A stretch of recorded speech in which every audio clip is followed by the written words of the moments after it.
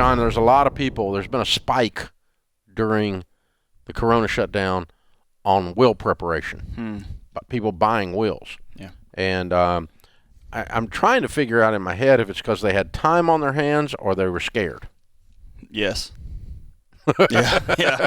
I think there was probably some space. People get some stuff done because they, think about if you're driving to and from work every day, suddenly the 30 minutes this way and 30 minutes that way, you got an extra hour in your day. So I think people had some time. But I do think this idea, especially at the beginning of this, when there was going to be several million people pass away, this idea of where does my money go? Who takes care of this stuff? And the unfortunate thing is we've seen a spike in them, but I've also seen on the back end, on the mental health side, folks not being able to go to funerals and folks dying relatively suddenly, and they don't know what to do. They didn't have a will. You've again, we talked about this the other day. My buddy John says the only reason to not have a will is if you hate your wife and kids. That's the only reason to not have one. And I think people really struggle with this idea, this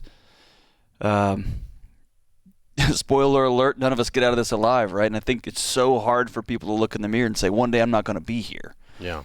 And the beauty thing of a will, of this mama bear situation is so great is you get to play a part when you're gone and helping the people that you love.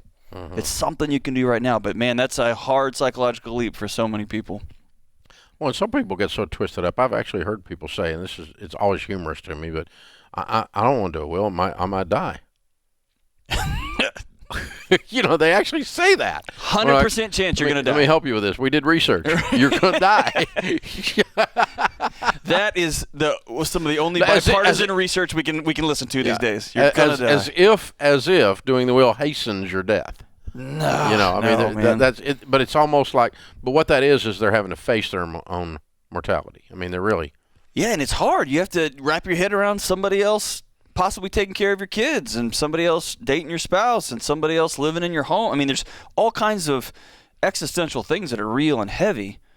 But those are in your heart and in your mind. What's real is that you are not going to be here someday. We spend an inordinate amount of time on the succession plan here at Ramsey. Yeah. What's going to happen when when the next generation has run this place? What's going to happen when you're sitting in this seat, I'm not, or Rachel and you are sitting here, or you and Hogan, or whatever?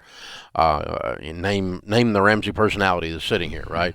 And an inordinate amount of time of how to run the business when I'm not here as the CEO, and an inordinate amount of time. And there's all these discussions all the time. I mean, my death is discussed so much around here. It's just it's depressing. Was you, man, it's depressing. It really is. So I told them they cannot discuss this and go, well, when Dave dies, you're going to have to say, when Dave goes to the lake house. That's right. You have to just change this. When Dave goes to play golf. It's not when Dave dies. I'm not planning to retire. I'll come around here and spread hate and dissension and do something. But when Dave is not active in the business, right? Oh, my gosh. Or in that portion of the business.